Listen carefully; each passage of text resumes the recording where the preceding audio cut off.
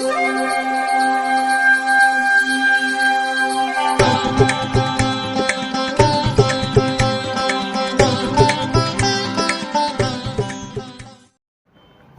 வசந்தகாலம் YouTube channel வாயிலாக ஜோதிடர் சண்முகப்பிரியன் சென்னை அடையாறிலிருந்து மாதாந்திர ராசி பலன் பார்த்துட்டு வரோம். மேஷம் முதல் மீனம் வரை, அதில் இப்போ மீன ராசி. இந்த சோபகிருது ஆண்டு, அதில் வரக்கூடிய மாசி மாதம், அதற்கான பலாபலன் கும்பராசிக்கு எப்படி இருக்குது அப்படிங்கிறது தான் இப்போது. இது வந்து பிப்ரவரி 13லேருந்து மார்ச் 13 இந்த காலகட்டம் எப்படி இருக்குன்னு பார்க்க போகிறோம். அதற்கு முன்னாடி கோள்கள்னு பார்த்தோம்னா, சூரிய பகவான் தான் மாத பலனுக்கான ஒரு முக்கிய கிரகம். தை மாதம் அவர் மகரத்தில் இருந்தார், கும்பத்தில் இப்போது மாசி மாதத்தில் வந்துட்டார். மற்ற கிரகங்களுடைய மாற்றம் அப்படின்னு பார்த்தா, வருடக்கோள்கள்னு சொல்லக்கூடிய சனி பகவான், ராகு, கேது, குரு பகவான் நிலையில் மாற்றம் இல்லை. இந்த மாதம் 2 கிரகங்கள் தான் 2 வாட்டி பெயர்ச்சி ஆகுது. ஒன்று புதன், இன்னொன்று சுக்கிரன். அதில் புத பகவான் வந்து 13/2/2024 கும்பத்துக்கு மாறுறார். அதே 13/2/2024 சுக்கிரன் மகரத்துக்கு மாறுகிறார். 2/3/2024 புதன் மீண்டும் மீனத்துக்கு போகிறார். மீனம் அப்படின்னா உங்கள் ராசிக்குள்ளே வரார். 8/3/2024 கும்பத்துக்கு சுக்கிரன் வரார். இந்த மாற்றங்கள் மீன ராசிக்காரர்களுக்கு எப்படி இருக்கும் அப்படிங்கிறது தான் இப்போது நம்ம பார்க்க போகிற விஷயம். மீன ராசிக்காரங்களை பொறுத்த வரைக்கும் சென்ற மாதம் மாதிரியே இந்த மாதமும் உங்களுக்கு ஒரு சிறப்பான மாதம் தான்.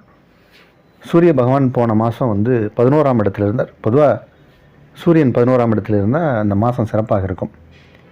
ஆனால் உங்களுக்கு சூரியன் நன்மை செய்கிற கிரகமா செய்யாத கிரகமா அப்படின்னு பார்க்கணும். சூரியனை பொறுத்த வரைக்கும் நன்மை செய்யாத கிரகம். அவர் வந்து 6ஆம் வீட்டுக்கு உடைய கிரகம். கடன், நோய், வழக்கு அப்படின்னு சொல்லக்கூடிய ஸ்தானத்துக்கு உரிய கிரகம் சூரியன். அதனால தான் மீன லக்னமாக இருக்கிறவங்களுக்கு சூரிய தசையெல்லாம் வந்தால் கொஞ்சம் பிரச்சனை பண்ணும். இப்போ இந்த சூரியன் வந்து இப்போ 12ஆம் இடம் கும்பத்துக்கு வரார். இப்போ 6ஆம் இடம் அப்படிங்கிறது ஒரு மறைவு ஸ்தானம். அந்த மறைவு ஸ்தானத்துக்குரிய கிரகம் மற்றொரு மறைவு ஸ்தானத்துக்கு வந்தால் அது நன்மை. கெட்டவன் கெட்டிடில் இது நன்மை தரும் அப்படின்னு ஒரு பழமொழி. மற்றொரு தீமை செய்யக்கூடிய இன்னொரு கிரகம் ஒன்று இருக்குது, அது சுக்கிரன். குரு வீட்டில் பிறந்தவங்களுக்கு சுக்கிரனால் நன்மை இல்லை. இந்த சுக்கிரன் வந்து இந்த மாதம் 2 முறை பயிற்சி ஆகிறார். 10ஆம் இடம், 11ஆம் இடம், 12ஆம் இடம் அப்படிங்கிற மாதிரி நிலையில் தான் இப்போ சுக்கிரன் நிலைப்பாடு.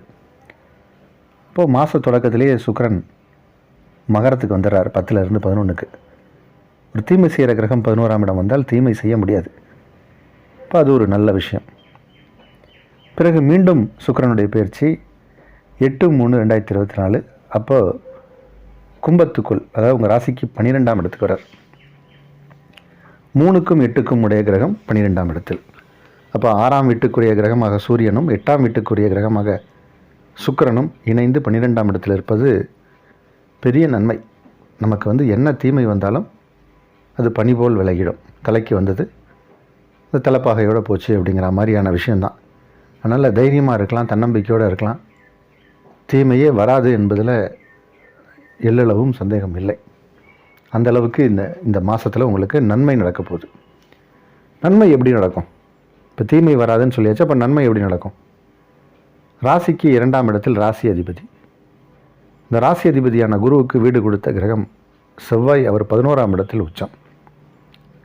அப்போது வராத பாக்கியெல்லாம் வசூலாகும்.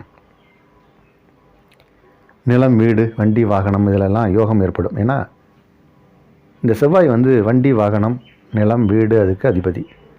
அவர் இன்னொரு விஷயத்துக்கும் அவர் காரகத்துவத்துக்குரிய கிரகம், சகோதரருக்குரிய கிரகம். இப்போது சகோதரர்களால் நன்மை ஏற்படும். அது உங்களுடைய தம்பியாக இருந்தாலும் சரி, அண்ணனாக இருந்தாலும் சரி, மீனராசியில் பிறந்தவர்களுக்கு சகோதரர்களால் நன்மை.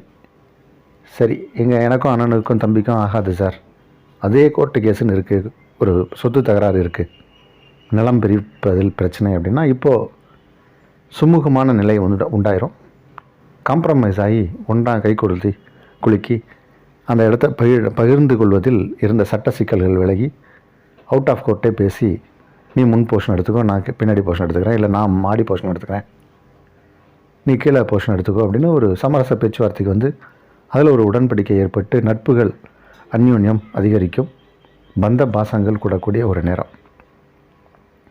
அதனால் இந்த மாதத்தை பொறுத்த வரைக்குமே மீனராசிக்காரர்களுக்கு நன்மையான மாதம். புதனை பொறுத்த வரைக்கும் 4-7 கூடிய கிரகம், அவர் ராசிக்குள்ளே வந்து நீச்சமாக போகிறார்.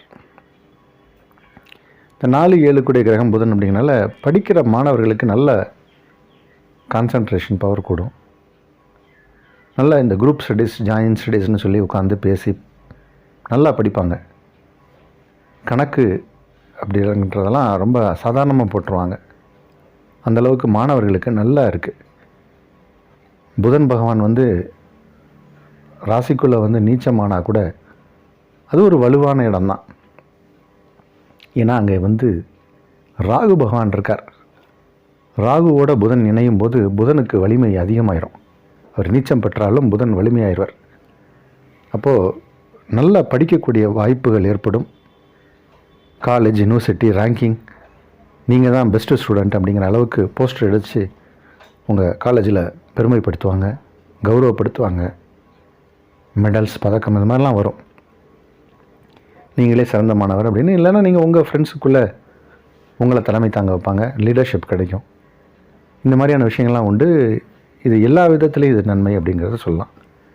நீங்கள் வேலை பார்க்குற இடத்துலையும் சக ஊழியர்களோட நல்ல ஒரு இணக்கம் ஏற்படும். சண்டை சச்சரவே இல்லாத மாதம் அப்படின்னு சொல்லலாம். சமாதானம் நிறைந்த மாதமாக இருக்கும்.